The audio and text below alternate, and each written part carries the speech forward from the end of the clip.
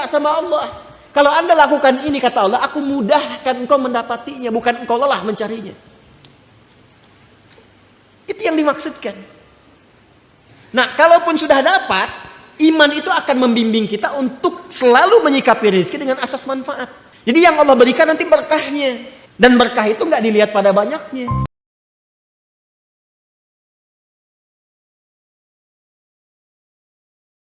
Di ayat ke-21 kita telah sempurnakan bahasannya dalam bentuk kasih dan sayang Allah Subhanahu wa taala. Allah berfirman, "Ya ayyuhan nasu a'budu rabbakumul ladzi khalaqakum walladzina min qablikum la'allakum tattaqun."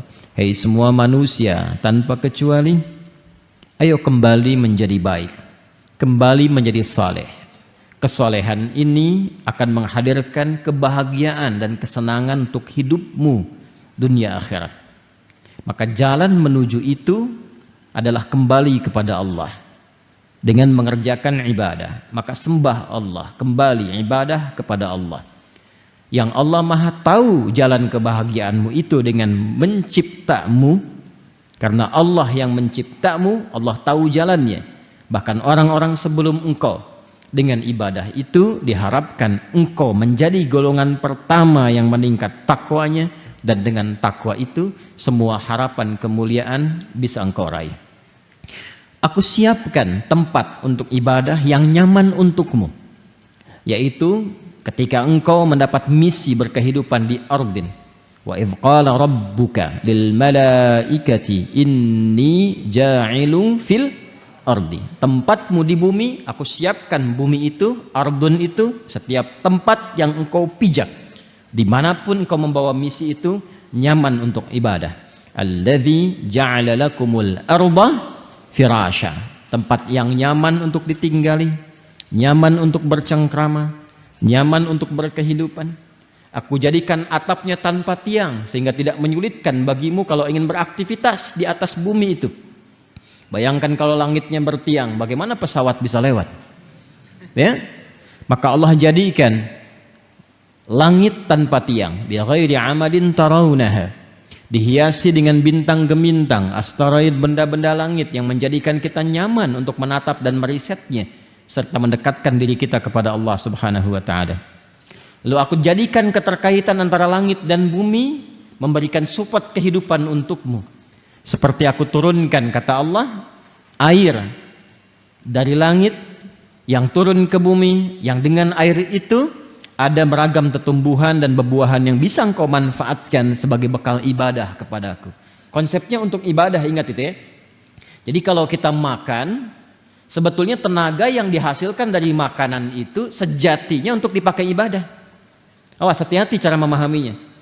Jadi kita mencari sekarang pun kebutuhan untuk hidup itu bagi insan beriman tujuan akhirnya untuk ibadah. Beli pakaian itu bukan hanya untuk model, ingat ya, apalagi hanya untuk dipamerkan misalnya. Bagi insan beriman itu sudah melewati fase itu. Imannya selalu menuntun perilaku dia untuk melahirkan berbagai perbuatan yang punya nilai manfaat. Jadi kalau pakai pakaian ini manfaatnya apa? Ya, pakai alas kaki manfaatnya apa? Itu dasar pertama. Insan beriman itu tidak pernah berperilaku dan menggunakan apapun kecuali punya nilai manfaat. Itu dasarnya. Jadi kalau ingin makan, manfaatnya apa? Ingin beli sesuatu, manfaatnya apa? Bukan hanya memenuhi keinginan, tapi untuk melahirkan manfaat yang kiranya dengan itu ada maslahat untuk kehidupan kita. Nah, lewat level itu nanti manfaat itu ditarik lebih jauh ke urusan akhirat. Itu yang disebut dengan ibadah. Jembatannya disebut ibadah. Nah, kalau hanya masuk pada level manfaat di situ saja, itu manusia yang belum beriman pun bisa mendapati visi itu. Tapi bagi insan beriman tidak. Semua yang terkait dengan manfaat pun bukan hanya dunia, tapi tarik jauh sampai ke akhirat. Ini yang menjadikan iman kalau sudah bersanding dengan takwa, maka visinya sampai ke akhirat. Ini yang dimaksud dengan surah Al-Hasyr. Surah 59 ayat 18 itu. Ya ayyuhalladzina amanu taqullaha wal tanzur nafsum ma qaddamat lighad. Ghad di situ yang dimaksud akhirat. Hei semua orang beriman, tingkatkan takwamu kepada Allah dengan skema ibadah itu di semua kegiatan yang mungkin kita bisa lakukan. Dan kita harus punya visi, kata Allah, menyiapkan ibadah itu untuk persiapan akhirat. Besok kalau kita pulang, kan bahasa kita selalu begitu ya, besok kalau kamu pulang bagaimana? Ya kan? Nah, ini yang dimaksudkan orang beriman, insan beriman itu visinya mesti jauh. Makanya saya sering katakan kalimat ini, manusia itu kalau sudah beriman itu pasti cerdas. Karena berpikirnya selalu panjang dan selalu punya penataan untuk beraktivitas. Kalau kita mau lebih jujur lagi untuk belajar dengan benar, bahkan waktu sholat pun membimbing kita bagaimana cara kita beraktivitas. Contoh begini misalnya, waktu sholat pertama yang kita tunaikan namanya apa?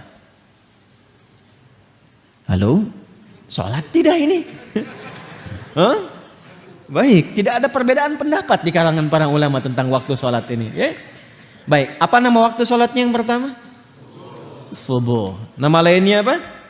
Fajar. Perhatikan, ini satu-satunya saya sering katakan waktu sholat yang disebut dengan dua nama. Disebut dengan fajar dan disebut dengan subuh. Fajar itu untuk respon keimanannya. Jadi iman kita itu kalau mendengar panggilan yang telah Allah tetapkan, itu nanti ada konfirmasi, konektivitas dengan jiwa. Ini yang dimaksud Al-Anfal ayat kedua itu yang sering saya katakan, sering saya kutip ya. Innamal mu'minuna alladzina idza dzukirallahu wajilat qulubuhum. Ciri insan beriman yang sejati itu kalau disebutkan nama Allah ada getaran dalam jiwanya. Jadi ketika dibacakan, diperdengarkan Allahu Akbar, Allahu Akbar, suka ada suasana tertentu di jiwa kita kan? Nah, itu yang dimaksud wajilat qulubuhum. Nah, saat kita tidur, ya, saat kita tidur pada umumnya, lalu mendengar suara adzan, dalam keadaan tidur pun kan menghujam ya pada diri kita itu dan membawa kita untuk bangun kan? Pernah merasakan itu? Nah, pancaran dari tubuh kita yang merespon itu untuk bangun, itu namanya pancarannya fajar namanya. Jelas ya? Asalnya itu. Ya. Betul, kalau mengaitkan dengan konteks cahaya matahari, cahaya fajar yang membelah kegelapan malam, itu konteks fisikalnya. Tapi fajar itu bukan nama cahaya. Fajar itu asalnya pancaran positif terhadap sesuatu. Kalau cahayanya, ya, cahaya sinarnya disebut dengan dia namanya. Jamak dari kata dau. Ya, kalau yang memantulkan disebut dengan nur. Itu yang dimaksud Quran surah 10. Yunus ayat yang kelima. Huwallazi ja'ala syamsa dhiya'a wal qamara nura. Dialah Allah yang telah menjadikan matahari bercahaya, rembulan memantulkan cahaya. Ini cahayanya bukan fajar. Ya, pancaran yang disebut fajar itu pancaran yang membelah kegelapan sehingga menjadi terang sesuatu. Asalnya fajar itu setiap pancaran yang melahirkan kebaikan itu fajar. Jelas? Kalau melahirkan sesuatunya secara fisik, secara material, itu infajar namanya. Ya, berubah dari fajara jadi infajara. Masih ingat Nabi Musa mukjizatnya diantaranya apa? Tongkat kan? Ya, tongkat ya. Tongkat beliau kan ketika dipukulkan ke batu, ada 12 suku waktu itu meminta kepada Nabi Musa, mohonkan kepada Allah supaya keluar mata air. Tapi kami pengen 12. Pengen 12 supaya masing-masing dapat satu. Ya, jadi Masya Allah tuh ya. Ya, alhamdulillah kita dikasih satu kan masih bisa berbagi ya. Ya, umat dulu itu pengen 12, nggak mau katanya, setiap satu mesti mendapatkan satu. Maka Nabi Musa dengan izin Allah diperintahkan oleh Allah, ya, diperintahkan pukulkan tongkat kayumu ke batu itu. Itu ada di Al-Baqarah ayat 60 kisahnya. Ya, Quran surah 2 ayat 60, paling kanan di pertengahan. Wa idzistasqa Musa liqaumihi faqulna dhrib bi'asakal hajar. Ketika Musa memohon kepada Allah supaya ada mata air untuk kaumnya itu yang ada 12 suku, maka dengan keagunganku kata Allah, aku perintahkan pukulkan tongkatmu yang kayu ke batu itu. Karena tongkat Nabi Musa bagian dari mukjizat, walaupun kayu dipukulkan ke batu, batunya yang hancur. Maka fajarat infajar, bukan fajarat. Tuh, lihat diksi Al-Quran, begitu jelinya. Kalau bukan firman Allah mustahil begini. Ya, kita kalau ngaji bahasa Arab dan memperdalam, saya mempelajari bahasa Arab spesialisasi di situ untuk memahami bahasa Al-Quran. Dan dulu para ulama demikian, Al-Imam Asy-Syafi'i puluhan tahun belajar bahasa itu untuk memahami Al-Quran. Kemudian dipakai ke Quran, ke fikih dan sebagainya. Ya, walaupun awalnya aktif di bahasa, kemudian beralih ke fikih untuk memahami Quran dan hadis-hadis Nabi Muhammad SAW. Di sini fajarat, infajar, bukan fajarat. Fajarat min husnata asyrata aina, maka memancarlah 12 mata air. Itu infajar. Jadi kalau fajar itu pancarannya, kalau mengalirkan sesuatu yang fisikal disebut dengan infajar. Kenapa salat pertama disebut dengan fajar? Bukan hanya cahaya mentarinya yang membelah kegelapan malam, tapi saat itu ada respon dari tubuh kita yang positif. Merespon seruan dari Allah yang disampaikan atau dikumandangkan oleh muadzin. Jadi di hati kita itu ada dua pancaran. Pancaran keburukan dari provokasi setan disebut dengan fujur. Ya, pancaran kebaikan dari jiwa takwa disebut dengan fajar namanya. Ya, wa nafsi wa ma sawwaha fa alhamaha fujuraha wa taqwaha. Karena itu salatnya disebut salat fajar. Waktu saat cahaya matahari membelah kegelapan malam, dan di saat itulah hati kita merespon seruan keimanan tadi. Jelas? Itu yang dimaksud Quran surah ke-17 Al-Isra di ayat ke-78. Ya, di paling kiri sebelah pertengahan. Ya. Aqimis salata liduluki syamsi ila ghasaqil laili wa qur'anal fajr. Inna Qur'anal fajri kana masyhuda. Satu. Tapi dia juga disebut dengan salat subuh. Ya, subuh. Subuh itu tidak disebutkan dalam bahasa Arab kecuali menunjuk pada awal mula aktivitas yang tertata. Jadi kalau kita ingin mengawali sesuatu yang tertata dengan baik, itu disebut subuh namanya. Karena itu alam saat mulai kita akan mengalami di waktu pagi, kan mulai aktivitas kan? Ya, matahari mulai terbit kan? Akan ditata aktivitas kan? Dengan teratur, Allah yang menatanya, Rabbul Alamin. Maka tataan awal alam pun itu disebut dengan subuh. Permulaannya disebut dengan tanafus. Kata dasarnya disebut dengan tanafas. Buka surah At-Takwir ayat 18. Was-subhi idza tanaffas. Paham? Ya, dan demi waktu subuh itu saat memulai aktivitas, pada saat itulah aktivitas masih ditata dengan baik, karena alam pun mulai menata aktivitas. Coba lihat, kalau kita keluar subuh, yang keluar karbon dioksida atau oksigen? Oksigen. Ya, burung mulai berkicau, ayam sebelumnya berkokok, semua memulai kan? Ya kan? Segala sesuatu yang tertata dengan baik, terukur, itu turunan kata dari kata asbah. Waktunya disebut dengan subuh. Makanya kalau orang Arab bertanya begini, kaifa asbahta ya akhi? Bagaimana kabarmu di pagi ini? Maksudnya bukan hanya nanya kabar, apa kabar baik, bukan. Yang dimaksudkan menunjuk pada keadaanmu telah siap beraktivitas saat ini. Salat pertama kenapa disebut dengan salat subuh? Untuk memberikan kesan insan beriman itu kalau bangun dari tidur, dia sudah punya rencana yang siap dieksekusi di hari itu. Makanya malamnya dicontohkan oleh Nabi istighfar untuk mengevaluasi kegiatan sebelumnya. Setelah itu, setelah dievaluasi, dimitigasi apa yang belum sempurna, besok apa. Itu yang dimaksudkan fa'idha faraghta fansab wa ila rabbika farghab. Direncanakan malamnya, kalau besok saya bangun, insya Allah saya eksekusi ini.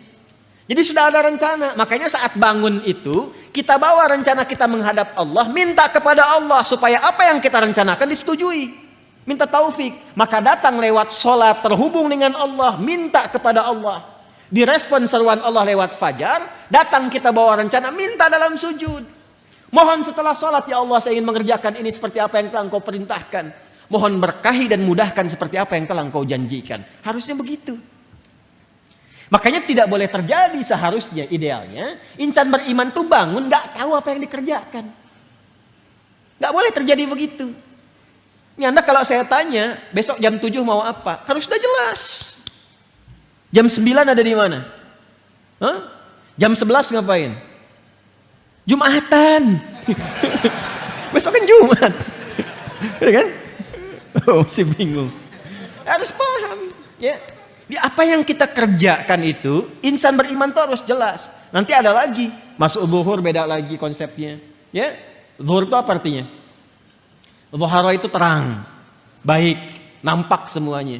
Kenapa nggak disebut nahar? Padahal siang itu bahasa Arabnya nahar. Itu ada rahasianya. Sampai dengan siang Anda beraktivitas, apakah sudah jelas punya nilai di hadapan Allah? Sudah jelas jadi ibadah enggak? Atau jangan-jangan berangkatnya gelap, sampai siang tuh cuma cari dunia aja. Anda dikasih waktu sampai siang, sampai jam 12 tuh, sampai terang. Terang dunianya, akhiratnya udah terang belum? Jadi ibadah enggak? Anda yang kuliah berangkat pagi tuh, ba'da subuh, sampai ke kampus. Jadi ibadah enggak tuh kuliah? Jadi di Islam itu semua punya makna. Tidak ada satu ibadah pun. Bahkan namanya yang tidak punya makna, itu tidak ada. Semua punya arti. Nah sekarang kalau kita kembali ke sini, kata Allah saya desain semuanya sempurna. Ajarannya jelas, maknanya jelas, tafsirnya jelas, contohnya dulu jelas, hasil dari pekerjaan itu pun jelas. Semua orang yang mengikuti petunjuk di era Nabi masuk Islam, dikerjakan semua petunjuk Nabi dengan benar, semua sukses. Tunjukkan pada saya siapa sahabat Nabi yang benar-benar sahabat yang gagal dalam hidupnya. Gak ada.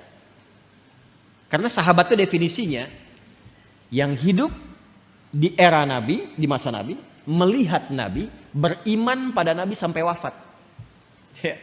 Hidup di masa Nabi, melihat Nabi, beriman pada Nabi sampai wafat. Cari siapapun orang yang memenuhi kriteria ini, kecuali mereka akan sukses di semua bidangnya. Siapapun itu. Nah sekarang semua contoh itu telah dikumpulkan. Qurannya ada, ini Anda pegang mushafnya. Hadisnya lengkap. Berapa banyak ulama sekarang mengumpulkan kitab hadis Al-Bukhari, Muslim, kitab Sunan Abu Daud, At-Tirmidzi, Musnad Imam Ahmad, Mu'jam At-Tabrani, ada semuanya. Ya. Kemudian miniatur sejarahnya ada di sirah. Anda bisa kumpulkan tokoh-tokohnya, ada yang perempuan sahabiat, ada yang laki-laki, pekerjaannya apa, yang pebisnis ada, diplomat ada, birokrat ada, panglima ada, levelnya tinggi. 12.000 sahabat Nabi, 38 panglima. Satu kemampuan panglimanya bisa menaklukkan Persia Romawi. Dan itu dibikin bab sendiri tuh. Ya, kalau kita ngaji itu dapat itu. Nah, maka ketika semua sudah disiapkan kata Allah, perhatikan, ini yang paling indah. Ini yang mau saya sempurnakan. Wa anzala minas samai ma'an fa akhraja bihi minats thamarati rizqan lakum. Saya ingin sempurnakan kalimat dari tafsir rizqan lakum. Semua itu kata Allah, desain yang aku siapkan, kenyamanan untukmu, ketenangan untukmu, langit yang indah itu, beragam buah-buahan yang kau nikmati untuk ibadah itu, rizqan lakum. Adalah rizki untuk kalian. Apa itu rizki? Ini ya kalau kita memahami ayat Quran secara benar, maka tidak ada satupun kalimat yang keluar di lisan kita kecuali fabi ayyi ala'i rabbikuma tukadziban. Semua yang Allah kasih itu untuk kebahagiaan kita, untuk kenikmatan kita, kebahagiaan kita, ketenangan kita. Bahkan semua untuk kita, ibadah pun balik ke kita. Kenyamanan, ketenangan, bahkan ketika diciptakan pun kata Allah itu rezeki buat kamu. Jadi sebenarnya nggak ada beban dari Allah itu untuk kita, nggak ada beban. Ketika diberikan ujian pun itu jawaban dari harapan kita. Kan kadang kita meminta sesuatu kan, lalu Allah berikan jalan pintunya. Nah pintu itu yang kita lewati itu. Tapi kalau buka pintu, maaf, itu ada pintu di sana, saya di sini. Mungkin nggak saya keluar dari masjid kalau nggak saya lewat situ. Itu ada pintu di sana, saya ada di sini. Saya ingin keluar dari masjid ini.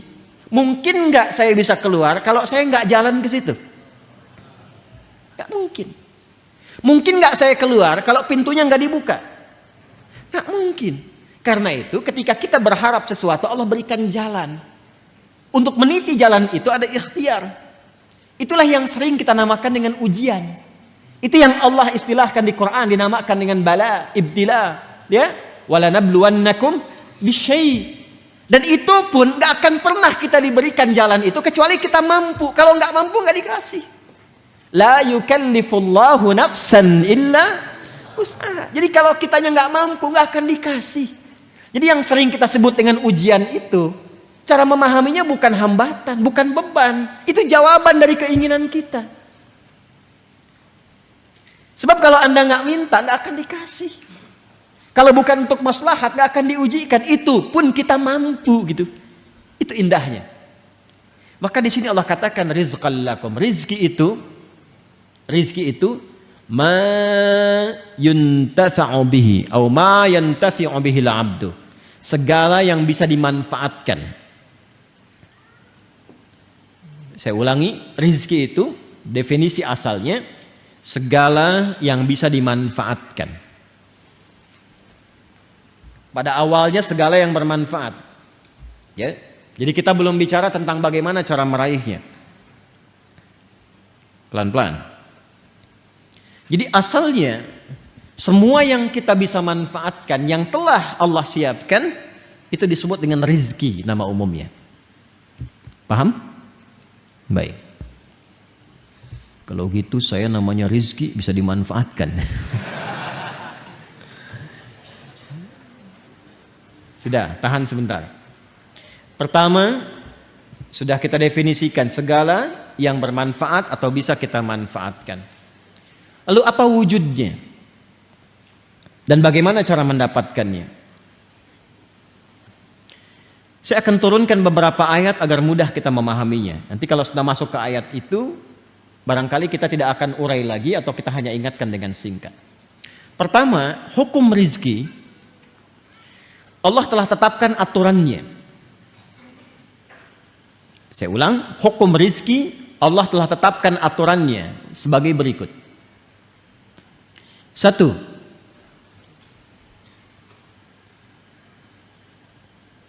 Ada rizki yang dikhususkan bagi setiap hamba dan tidak akan tertukar. Ada rizki yang dikhususkan pada setiap hamba dan tidak akan tertukar. Kuotanya pas. Ya. Dan ini ditetapkan sejak ruh ditiupkan. Tepatnya sejak usia 4 bulan dalam kandungan. Jadi begitu usia 4 bulan dalam kandungan, Allah perintahkan malaikat untuk menuliskan ketetapan rizki yang telah Allah tetapkan untuk hamba itu.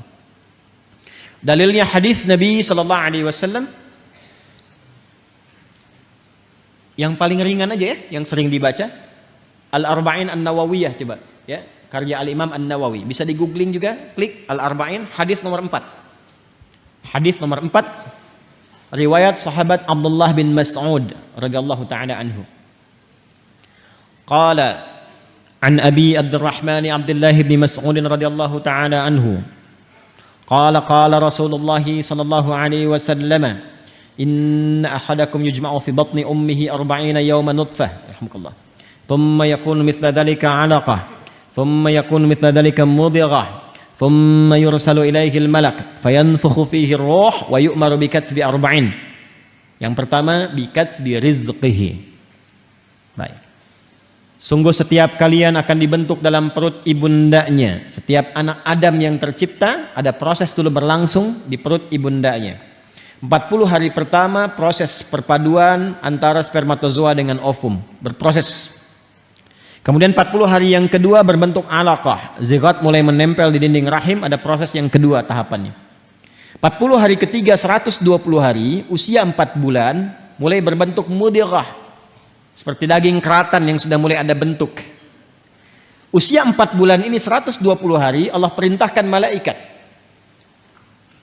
untuk meniupkan roh. Jadi 4 bulan dalam kandungan, roh ditiupkan. Lalu diperintahkan untuk menetapkan 4 hal. Dari 4 ini, ketetapan yang pertama adalah bikatbi rizqihi, menetapkan rizkinya dari mulai ia saat itu berkehidupan sampai wafat. Ya, sampai dengan wafat. Ingat ya. Jadi ini yang tidak akan tertukar. Ada putri yang tertukar, ada menteri yang ditukar, ya kan?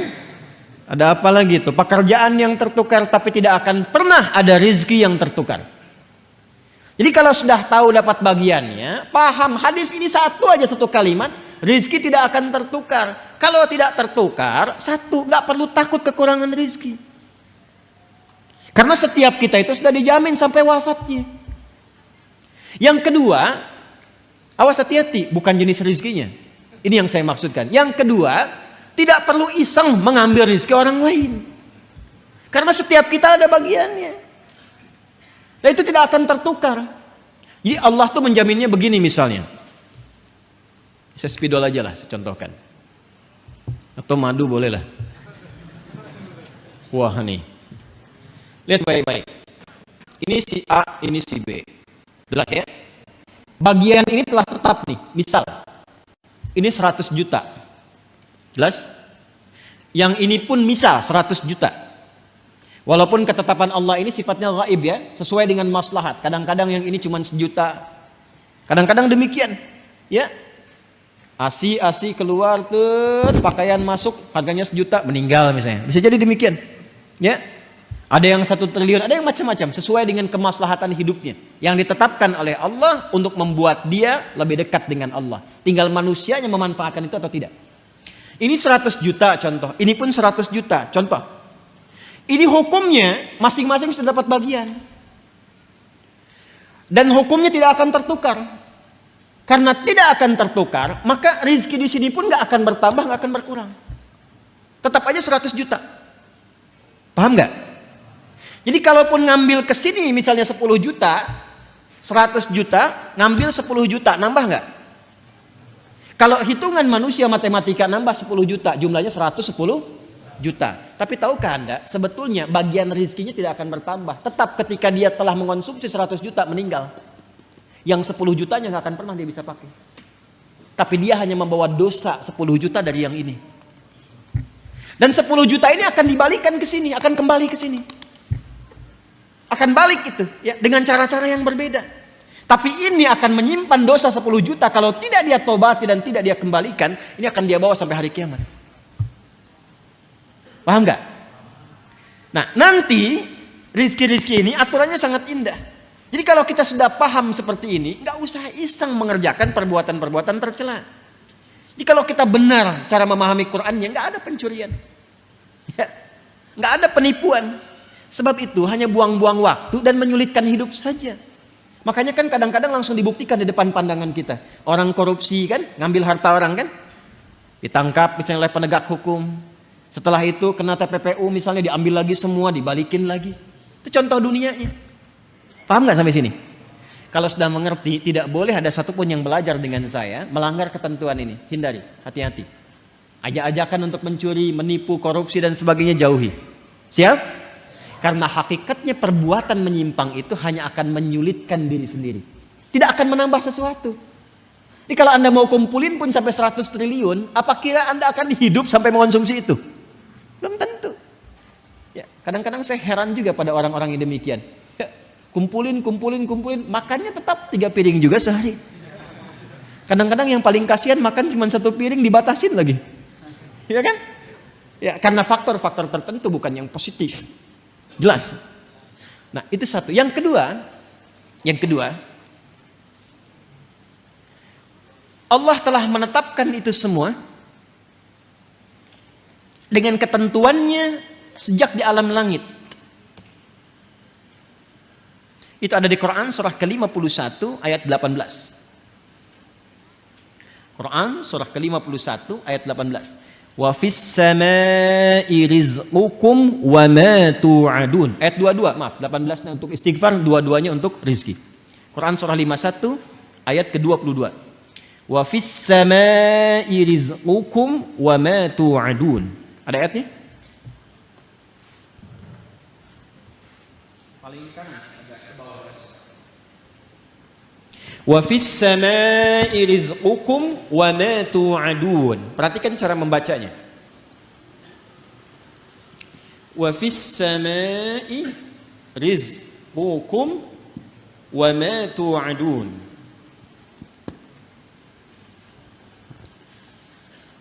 Dan di langit itu rizqukum telah ditetapkan rizki kalian. Allah telah tetapkan bahkan sebelum kita terlahir. Paham? Yang tadi saya sampaikan. Wa ma tu'adun, dan segala yang dijanjikan. Maksudnya apa? Terkait dengan rizki ini pun, ini pasti Allah janjikan ketika engkau pun dalam kandungan sampai terlahir, tu'adun, dijanjikan oleh Allah akan diberikan sesuai dengan batas hidupnya. Batas hidup itu yang disebut dengan ajal namanya. Ingat ya? Batasnya disebut apa? Ajal. Ingat, ada umur, ada ajal, itu berbeda. Batasnya disebut dengan ajal. Karena itu dalam hadis tadi antara rizki dengan ajal itu beriringan. Bikatbi rizqihi wa ajalihi. Allah memerintahkan malaikat sejak anak berusia 4 bulan dalam kandungan ibundanya ditetapkan rizki yang bersamaan dengan waktu berkehidupannya, ajalnya. Misalnya ditetapkan ajalnya 60 tahun. Maka rizki yang Allah tetapkan pun ditetapkan untuk kebutuhan selama 60 tahun ini sampai wafat.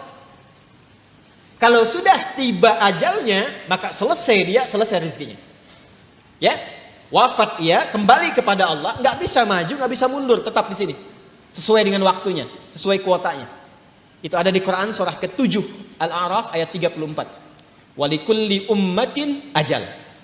Fa idza jaa ajaluhum la yastakhiruna sa'atan wa la yastaqdimun. Semua umat yang berkehidupan di bumi, bukan 1-2 orang.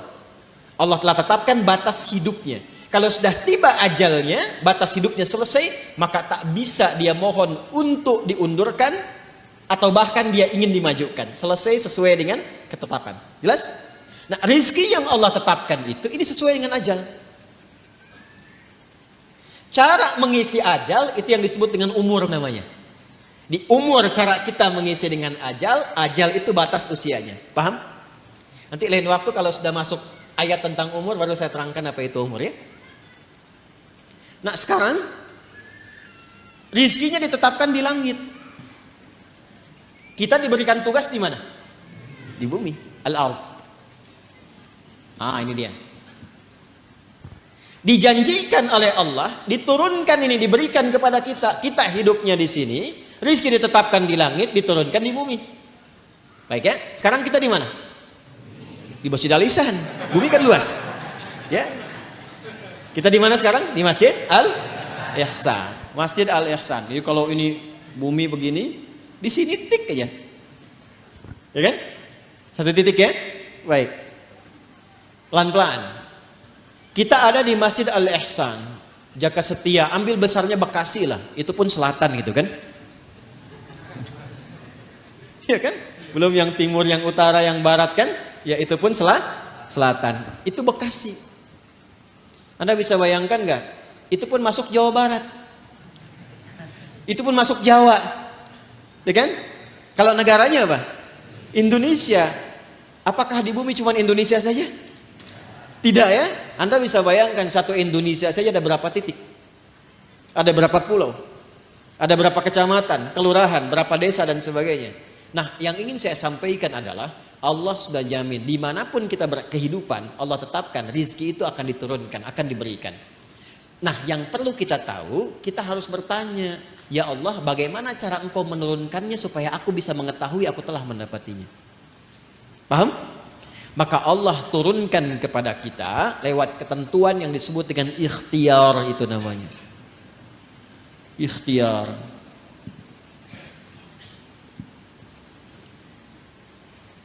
Maka turunlah Quran surah ke-2 Al-Baqarah ayat 168.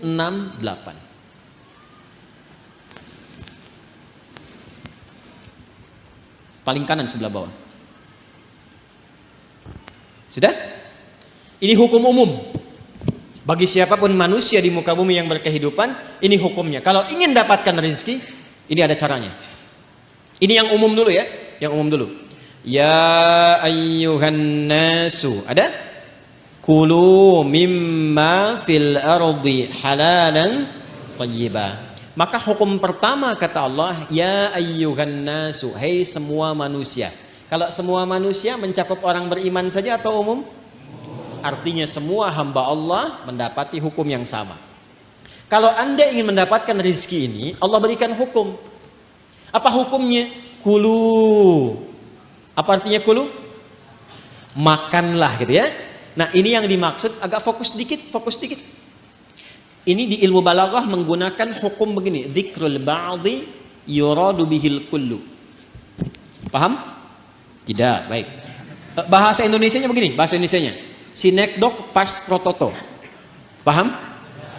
Tidak. Disebutkan sebagian mewakili keseluruhan. Paham? Nah, itu maksudnya. Ya. Kira-kira kalau kita ingin mengerjakan sesuatu, beraktivitas, bekerja, seringkali kita katakan kan untuk mencari sesuap nasi ya. Bapak mau kemana? Mencari sesuap nasi. Ibu ayah kemana? Mencari sesuap nasi. Padahal mungkin yang dicari satu rice cooker kan? Ya kan? Pakaian, kebutuhan dan sebagainya ya. Baik, itu kan rizki ya. Rizki kan? Baik, maka rizki itu pertama bersanding dengan ikhtiar. Wujud ikhtiar itu adanya aktivitas pekerjaan. Karena itu, perhatikan, kata yang mengiringi rizki bentuknya kata kerja. Kulu, ya kerja. Kalau ingin mendapatkan bagian rizki yang telah Allah tetapkan, mesti ada ikhtiar. Kita bergerak-gerak aja, beraktivitas. Yang diniatkan untuk mendapatkan rizki, rizki turun. Persoalannya apakah diturunkan waktu itu ataukah diakumulasikan kemudian, nanti ada kehendak Allah menyertainya.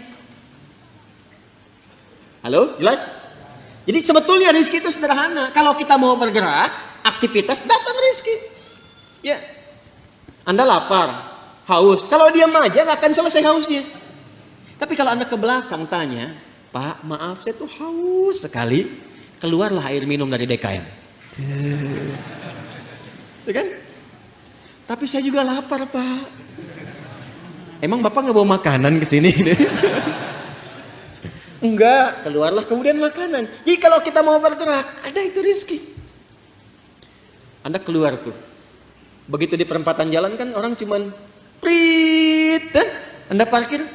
Tiba-tiba dengan peluit itu baru keluar sedikit prit. Kadang dia nggak pakai peluit sekarang itu.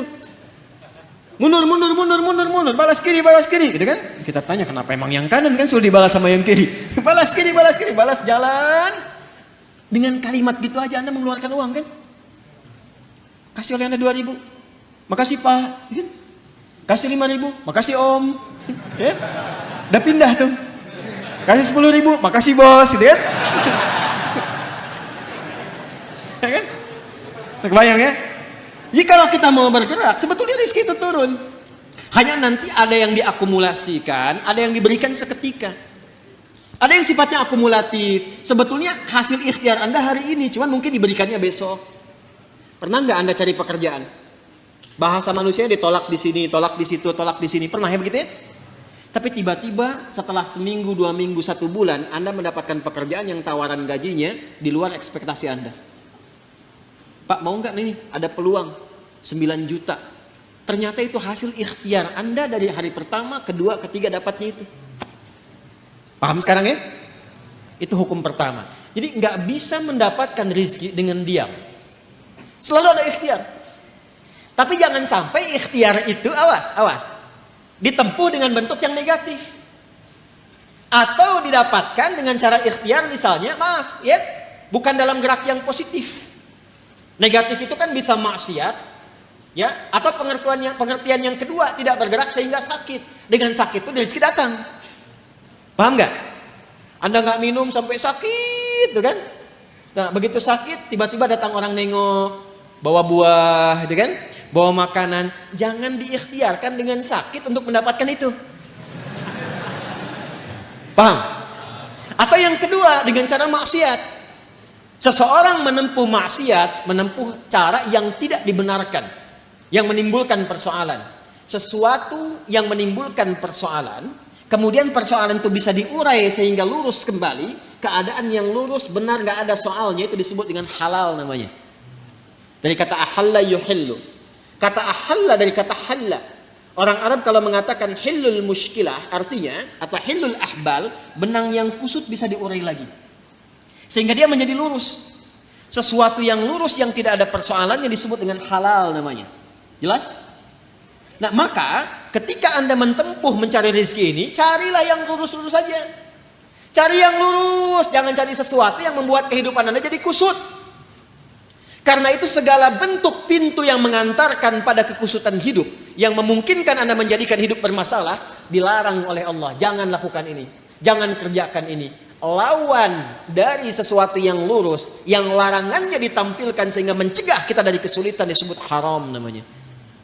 Karena itu dihadirkan lawan halal itu dengan haram. Halal pada asalnya menunjuk pada keadaan lurusnya, sedangkan haram hukum pencegahannya. Saking sayangnya Allah kepada kita, saya inginkan hidupmu itu lurus, jangan ada masalah. Jangan sampai kamu bapaknya yang korupsi, anaknya yang dibully. Jangan sampai bapaknya yang bermasalah, anaknya yang di sekolah yang diserang oleh teman-temannya. Anak SD diteriaki, bapak kamu koruptor ya, bapak kamu koruptor ya. Apa Anda tega melihat anak Anda bermasalah di sekolahnya hanya karena perbuatan bapaknya? Tuh. Maka kata Allah yang lurus-lurus saja. Gak usah menipu, gak usah korupsi, gak usah nyogok, lurus aja. Kan tadi tahu rizkinya sudah ditentukan, gak akan tertukar. Besok meninggal juga kok. Mau meninggal besok?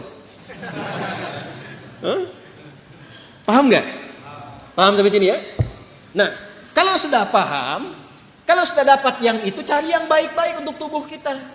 Tadi jangan sampai mendapatkan sesuatu, betul cara dapatnya halal. Cuman mengonsumsi yang lain yang kira-kira nggak sehat untuk tubuh. Dapat harta dengan halal, beli duren. Durennya bagus, tapi kalau makan duren 100 biji, kan masalah. Maka idealnya dapatkan dengan cara yang benar, konsumsi dengan cara yang menyehatkan. Cara yang menyehatkan itu bahasa Arabnya thayyib. Dari kata tabba, ya kan? Orang yang berkontribusi membantu supaya sehat disebut tabib. Bahasa kitanya dokter. Maka Allah tegaskan supaya kita nggak banyak nanya lagi. Kulu mimma fil ardi halalan. Itu maksudnya. Halalan thayyibah. Ya. Jadi mencari rezekinya di mana? Halo? Di langit telah ditetapkan rezeki. Diturunkan ke mana? Ke bumi. Maka cara kita berikhtiar, ikhtiarnya di mana? Di bumi. Tapi apakah mungkin mencari rezeki di bumi, semuanya bumi kita kelilingin? Tidak kan? Karena itulah ayat yang mengatakan mimma, singkatan dari min dan ma, di setiap tempat yang mampu engkau pijak. Jadi kalau misalnya Anda merasa nggak ada peluang di sekitaran ini, pindah. Kan Bekasi luas. Itu baru Bekasi.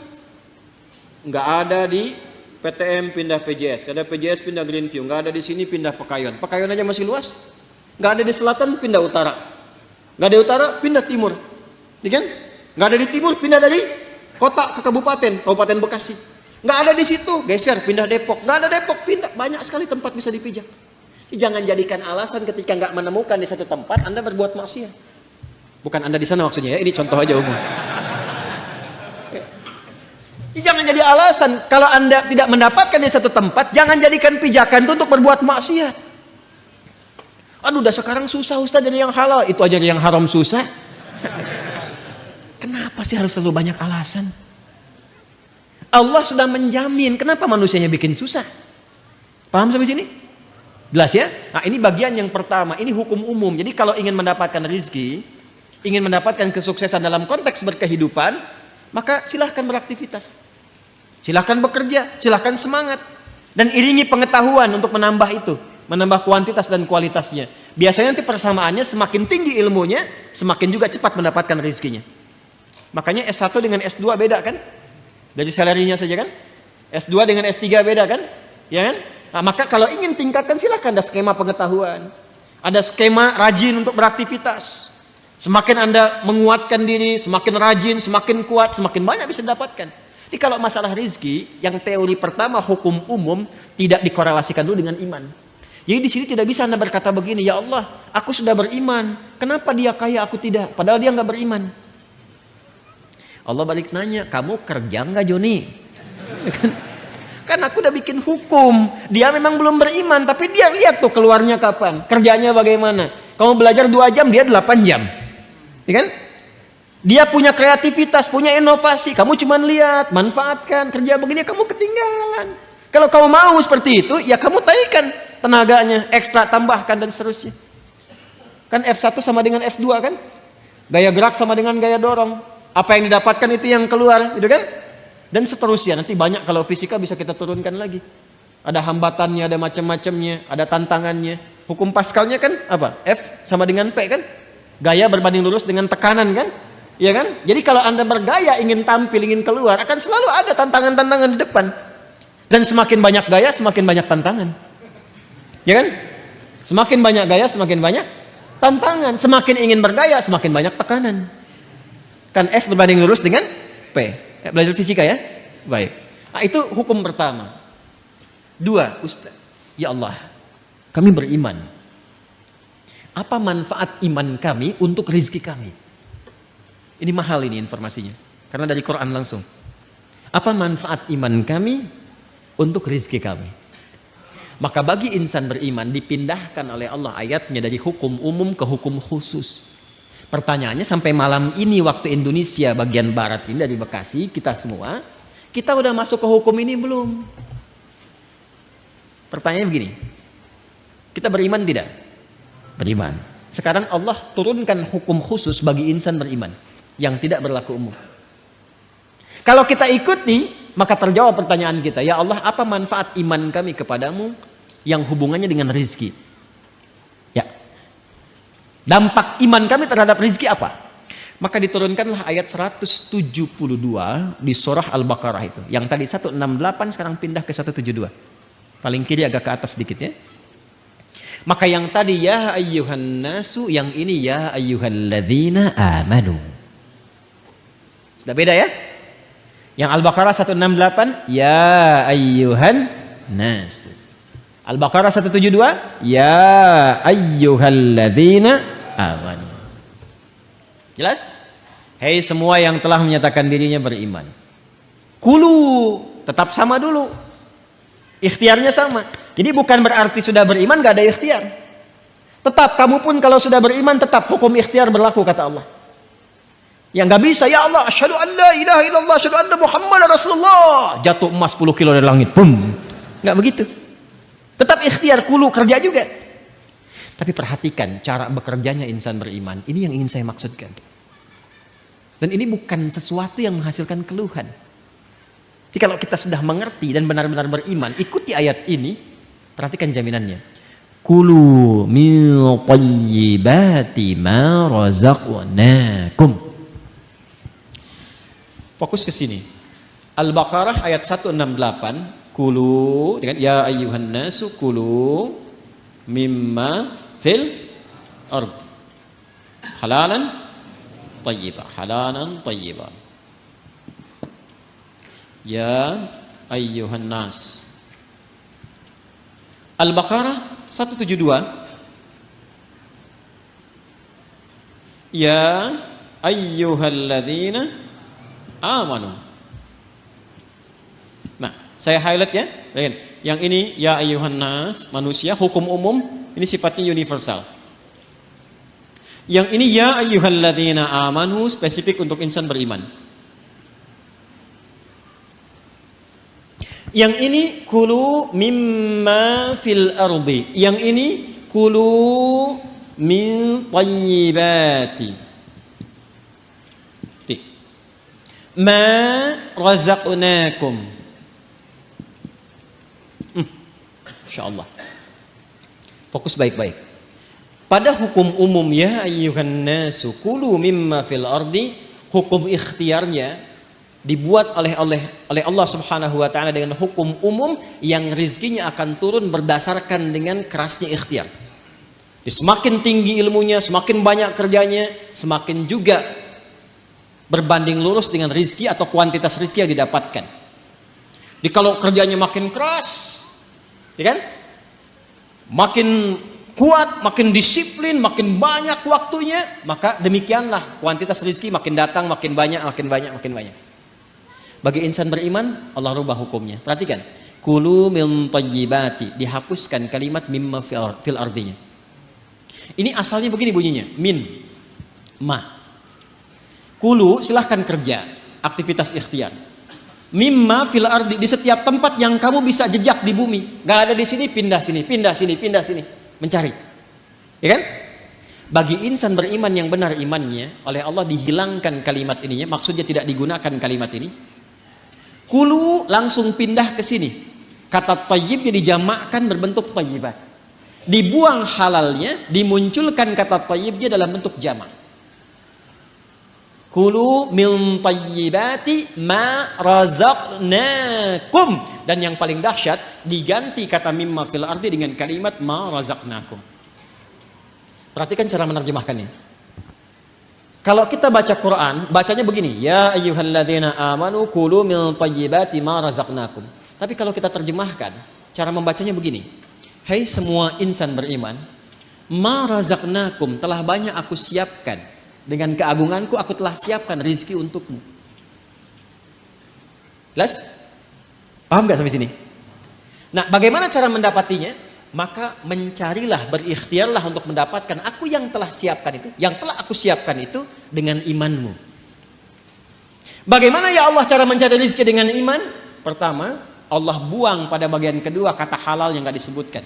Yang ini halalan thayyibah, yang ini dibuang kata halalnya. Tidak ditemukan kata halal. Ya ayyuhalladzina amanu kulu min thayyibati, halalnya kemana? Kenapa dibuang kata halal? Karena bagi insan beriman itu, imannya sudah otomatis membimbing ia pada segala yang halal. Pengertiannya apa? Pengertiannya, setiap insan beriman itu mustahil mencari yang haram. Jadi kalau kita insan beriman selalu terpikir mencari yang halal, itu rezekinya Allah akan dekatkan kepada kita. Sehingga tidak lelah mencarinya. Itu maksudnya. Jadi sekarang kalau mau kerja, kalau mau cari apapun, yang dibayangkan pertama kali jangan sulitnya dulu. Jangan capeknya. Jangan jauhnya, yang dibayangkan halalnya.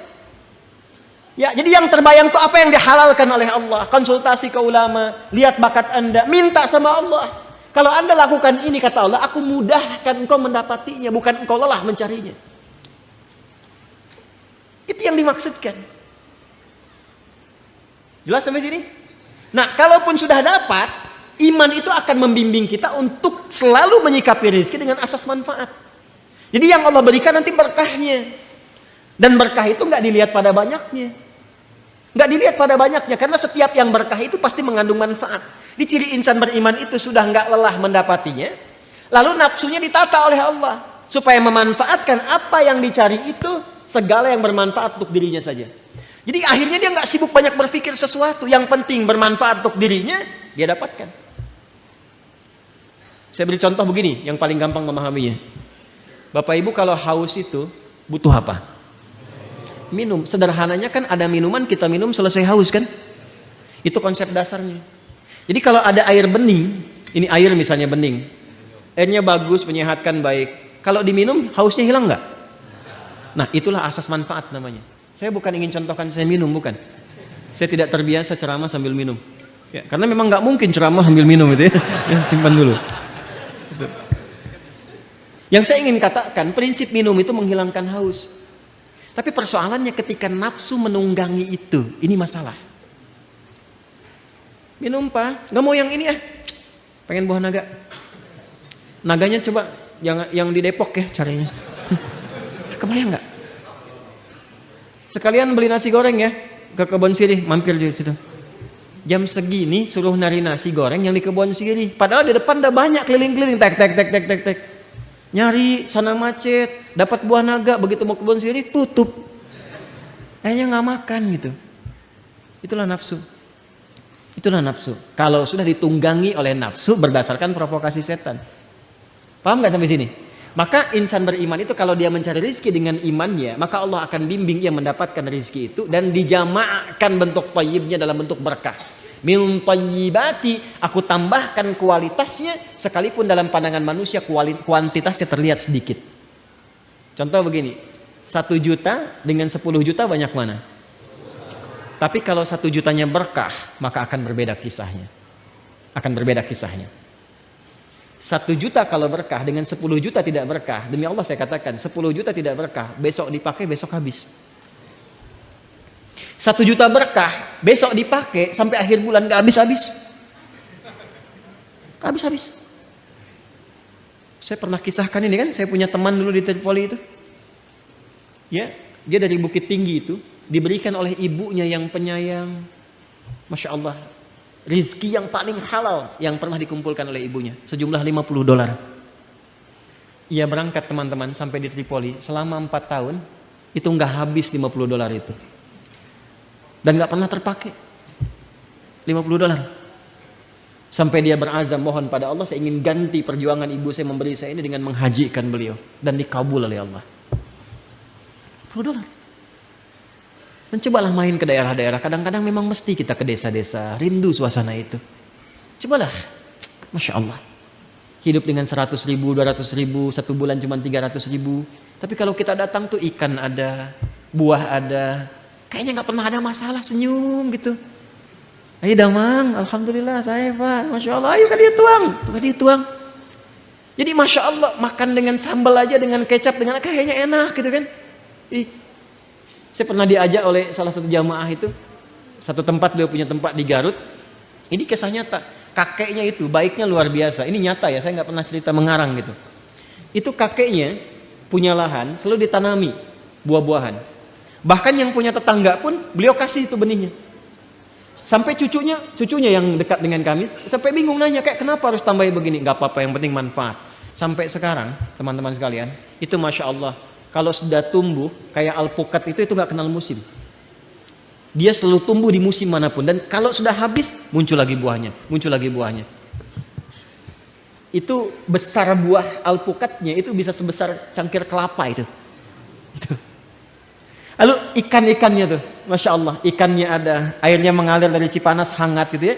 Itu selalu seperti itu, berkah, baik. Itulah keberkahan. Jadi kalau datang ke sana, ikan tinggal mancing ngambil sendiri, alpukat ada, kelapa ada, dan itu sesuatu yang sangat indah, uniknya nggak habis-habis. Kan siapa yang menjadikan itu? Allah kan? Tadi hukumnya kan, fa akhraja bihi minas samarati rizqan lakum. Jadi sebetulnya kalau kita mencari pakai iman, dunia ini nggak jadi beban. Yang jadi beban itu nafsu, iya kan? Ya, yang jadi beban itu apa? Nafsu. Pakaian fungsi menutupi aurat, tampil dengan baik. Tapi kalau semua model ingin dimiliki, capek kan? Cuman sekedar beli daster harus ke Paris. Padahal Citayam mungkin banyak gitu kan?